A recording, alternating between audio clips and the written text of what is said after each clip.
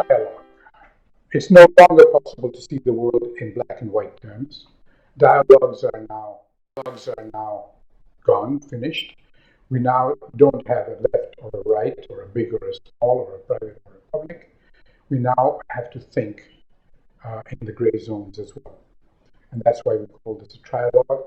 Trialogue is meant to say that um, the solutions to the future are going to be essentially fuzzy, and they're not going to be one-dimensional black or white ones. Until about 250 years ago, until about the 18th century, there was no concept of growth. There was a tendency to grow, but it wasn't the kind of growth that we're talking about in per capita income. Now, the discipline of economics, which has guided us for so long, over these 250 years, was born somewhat from mercantilistic imperatives and was influenced by the success in its theoretical frameworks, by the success of the physical sciences in terms of its methodologies and its quantification, search for quantification, and so on. Over the past 250 years, these conditions that generated this discipline have changed. They're no longer valid, and many of them have changed radically, though the discipline itself, the profession itself, hasn't always noticed those changes. They were based on the assumption that resources were infinite, that the environment had unlimited absorptive capacity for our wastes, that the human creativity was completely unending and could solve all problems. And all these were very useful in the first couple of hundred years in transforming the global economy into something totally different. And it continued for those 100 years without questioning. But in 1972, there came out a report from the Club of Rome called The Limits to Growth, which is really actually probably the first questioning in a formal large-scale sense. Obviously, there were contributions before that, which basically stated that if we were to continue the way we looked in 1972, there would be basically a collapse of our economic systems, of our natural resources, and of our populations.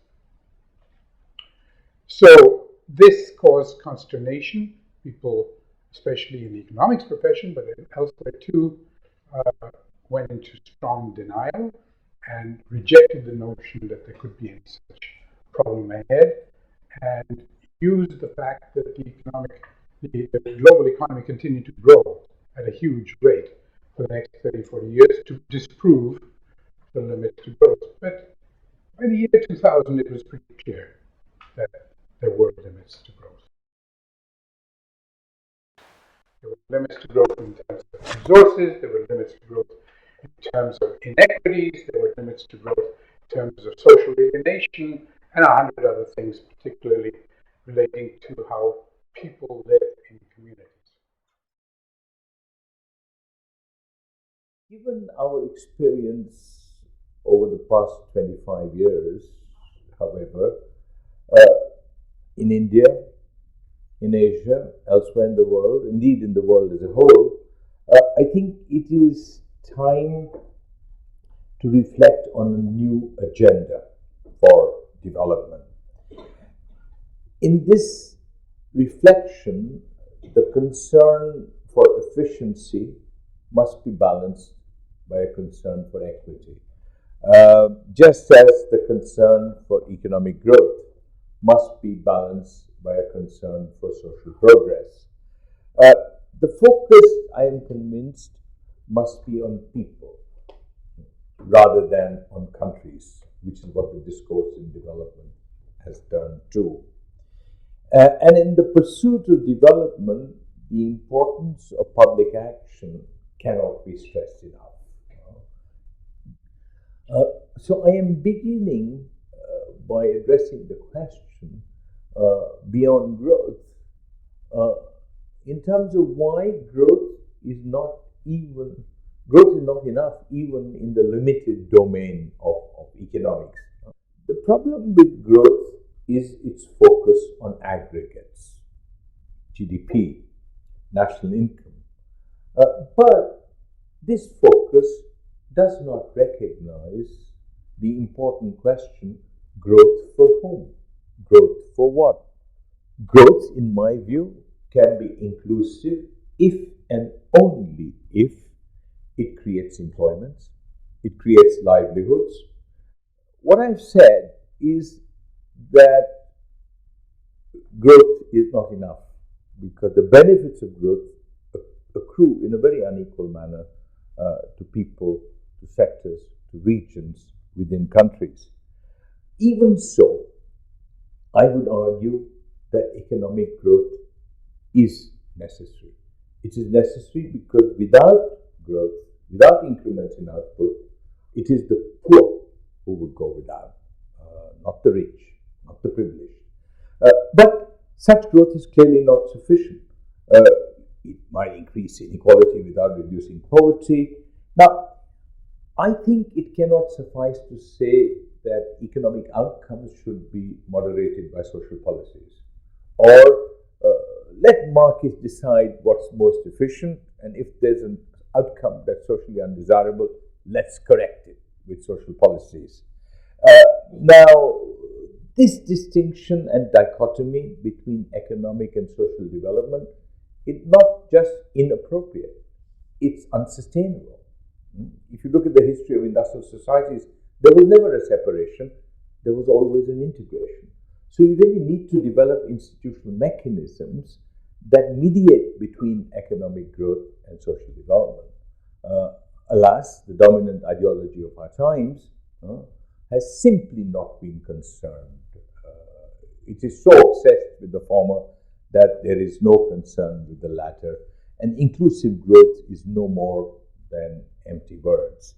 Now, it is essential then to contemplate a world beyond growth, okay, in which the well-being of people as individuals in terms of rights, capabilities, and opportunities is a critical dimension, which is what I've stressed, but in which the well-being of people as a society in terms of ecology and environment is another critical dimension, which is just as important, which is what Ashish stressed, that we may be heading for ecological collapse. We need to recognize that there is this trade-off.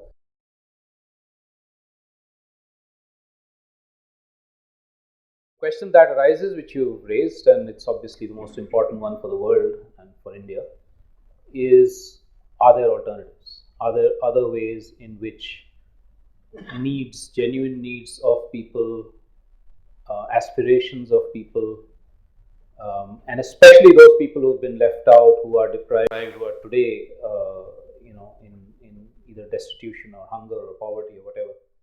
Are there ways by which their needs and aspirations can be met without the kinds of problems that economic growth has brought us? Where are we headed? So if we're talking about 2047, where is India headed? Is it going to continue down the path of destruction and inequalities and suffering, or is it going to actually pick up on these new trends and maybe forge some new paths? Maybe 2, 3, 4 decades or generation or so, we will continue seeing the dominant trends being dominant, and there being more ecological collapse and suffering and continued poverty and so on. But that from the crises that these are already engendering and will further engender, there will be the sort of saplings of answers and different pathways that will be emerging, which are already present right now, but which we as a society need to nurture. Even if they're small, tiny, we need to be able to nurture them to actually survive this collapse and then emerge from that and provide us the pathways of a more sustainable, equitable future. If you look at this whole range of things that are happening in India and also, of course, outside India from where we can learn,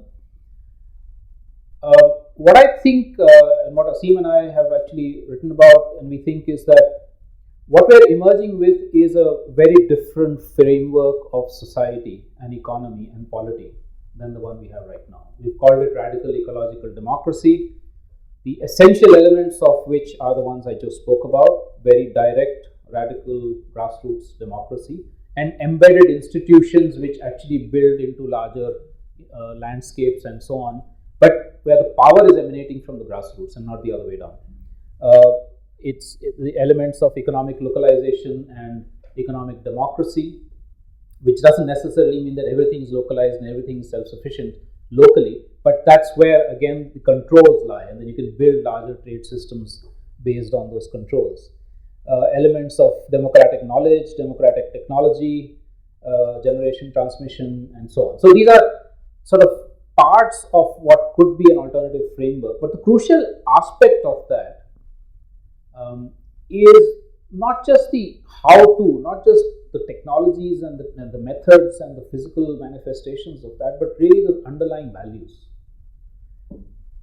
which are underlying values and principles which are very different from our current dominant system today. These are values which actually say that ecological sustainability has to be at the core of it. These are values which say that equity and social justice has to be at the core of all decision making and all planning and so on. These are values which say that diversity is something to be valued often. The question I'm going to just end with, which is something we all need to look at, and there are many questions, but one of them is that suppose we do have these alternate frameworks and and visions and so on, some of which are already emerging on the ground. How do we get there? How do we actually beat the current system or change the current system? What are the political carriers of this kind of transformation? It can't simply be NGOs. It cannot simply be academics. It has to be finally at the level of the people's movements, many of which we have out there.